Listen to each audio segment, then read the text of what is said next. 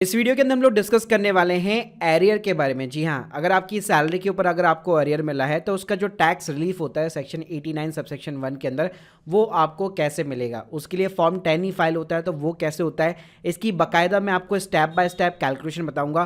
Plus ये tax relief आपको कहाँ पे किस अमाउंट के अंदर कैसे कॉलम के अंदर आपको इंसर्ट करना है, ये सब कुछ जानने को मिलेगा आपको इस वीडियो के अंदर। तो प्लीज पूरा वीडियो यहाँ पे जरूर देखिएगा। साथ में बताना चाहूंगा, अगर आप लोग हमसे जो है आईटीएफ फाइलिंग सीखना चाहते हैं हर एक सेगमेंट की, वो भी डिटेल वाइज, तो हम लोगों ने अपनी मास्टर क्लास को लाइव कर दिया, link in the description box, एक बार आप चेकआउट कर सकते हैं। या फिर इसके अलावा अगर आप अफोर्डेबल कॉस्ट के ऊपर एक्सपर्ट के थ्रू अपना जो है आईटीएफ फाइलिंग कराना चाहते हैं विद द अरियर कैलकुलेशन, तो उसकी लिंक भी मैंने डिस्क्रिप्शन बॉक्स में दे रखी है। तो चलिए गाइस शुरू करते हैं। पहले बात करते हैं कि आखिर रिलीफ होता क्या है सेक्शन 89 सबसेक्शन 1 के अंदर।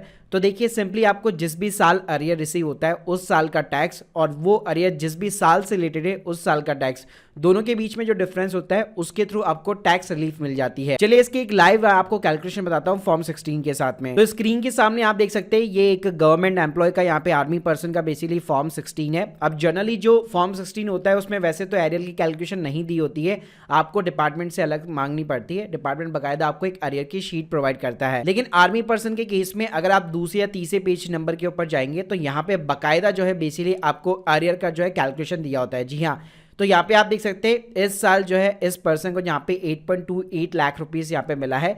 लेकिन ये जो अमाउंट है वो डिफरेंट फाइनेंशियल ईयर से रिलेटेड है। जैसे आप देख सकते हैं 20-21 का जो अमाउंट है वो 1,31,000 है, 21-22 में जो अमाउंट है 2,32,000 है, 22-23 का जो अमाउंट है वो 2.47 लाख है।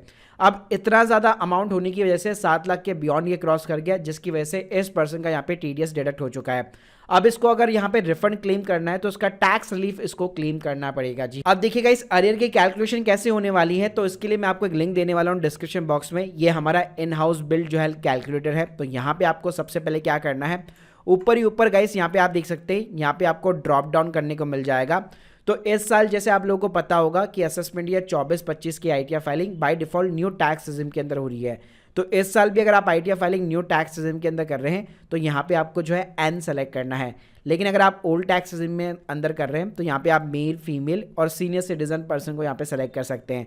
तो जैसे मैं नॉर्मली यहाँ पे जो है न्यू टैक्स रिजिम सेलेक्ट करता हूँ क्योंकि इस साल मुझे न्यू टैक्स रिजिम में आईटीआर फाइल करनी है। अब गाइस सबसे पहले काम मेरे को क्या करना है, यहाँ पे जो अरियर का ब्रेकअप दिया हुआ है जैसे 20-21 के अंदर 1,31,000 रुपए है, तो उसी तरह मुझे अपनी एक्चुअल शीट के अंदर यहाँ पे जो अरियर का अमाउंट है वो डालना है। तो 20-21 का मैंने अरियर का अमाउंट डाल दिया, 21-22 के अंदर डाल दिया, 22-23 के अंदर डाल दिया।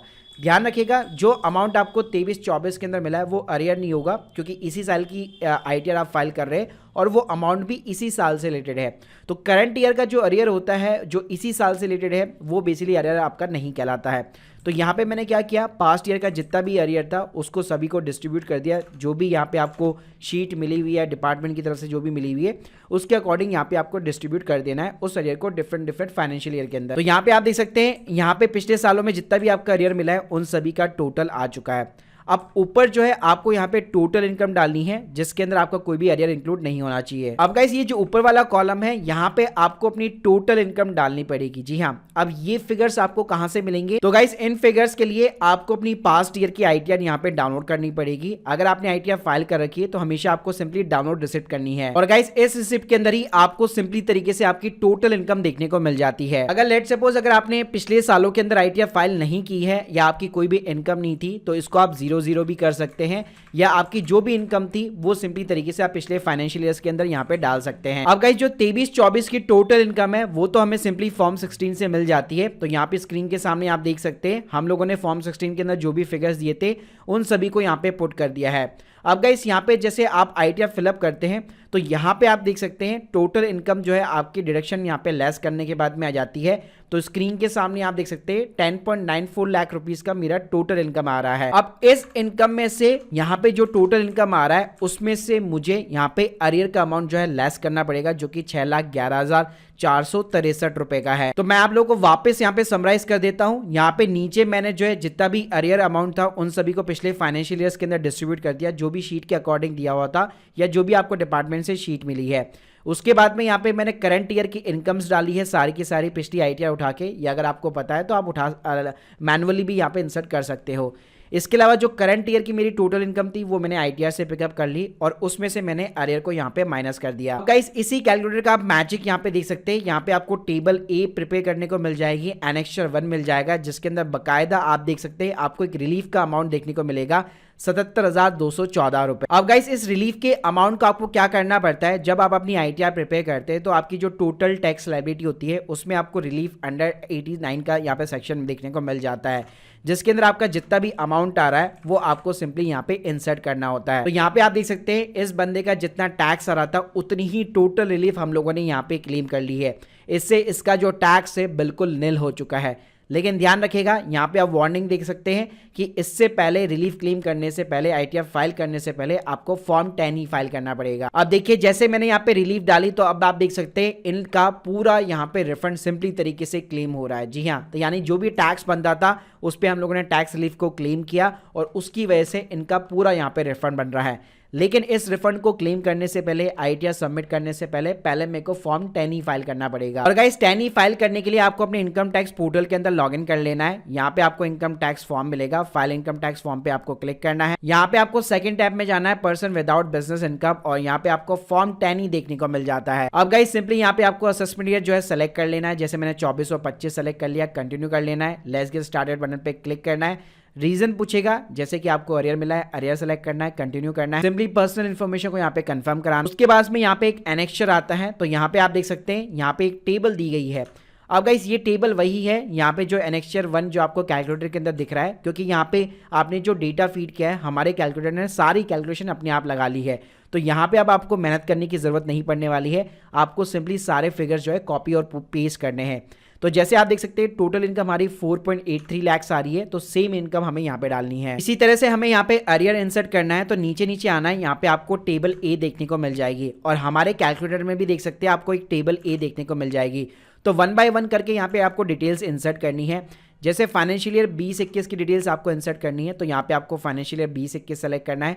टोटल इनकम कितनी थी आपकी, तो यहाँ पे 0 है, तो यहाँ पे भी आपको 0 डालना है। अरियर कितना था, तो अरियर आपका 1,31,333 रुपये था, तो वही सेम चीज़ यहाँ पे आपको इंसर्ट करनी है।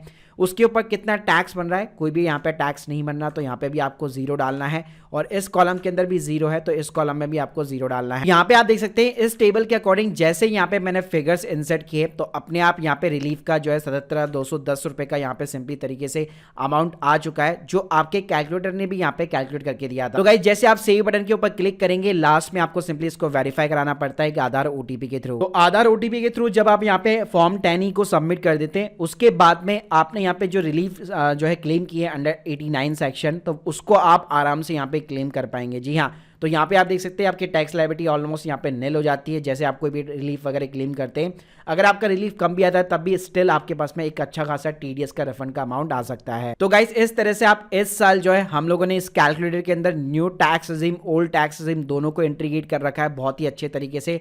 तो इस कैलकुलेटर की मदद से आप बहुत ही आसानी से यहाँ पे कैलकुलेशन कर सकते हैं। आपको कोई भी मैनुअल कैलकुलेशन करने की जरूरत नहीं पड़ती है, आपको सिंपली 2 फिगर्स डालने पड़ते हैं कि आपका टोटल जो अरियर है वो आपको पिछले फाइनेंशियल ईयर के अंदर डिस्ट्रीब्यूट करना पड़ता है, और आपकी जो भी टोटल इनकम है वो सिंपली यहाँ पे आपको डालनी पड़ती है, और आपकी जो करंट ईयर की इनकम है उसमें से जो भी आपने आईटीआर फाइल की है उसमें से आपको अरियर का अमाउंट लेस करना पड़ता है। तो ये कैलकुलेटर अपने आप आपको टैक्स रिलीफ अमाउंट यहाँ पे कैलकुलेट करके दे देगा। So guys hope you like this video, please subscribe channel अगर आप लोग हमसे सीखना चाहते हैं या फिर एक एक्सपर्ट के थ्रू आईटीआर फाइलिंग कराना चाहते हैं बहुत ही अफोर्डेबल कॉस्ट के ऊपर, और साथ में ये कैलकुलेटर भी अगर आप डाउनलोड वगैरह करना चाहते हैं तो सब सपोर्टेड लिंक मैंने डिस्क्रिप्शन बॉक्स में दे रखी है। Thank you guys, thank you very much.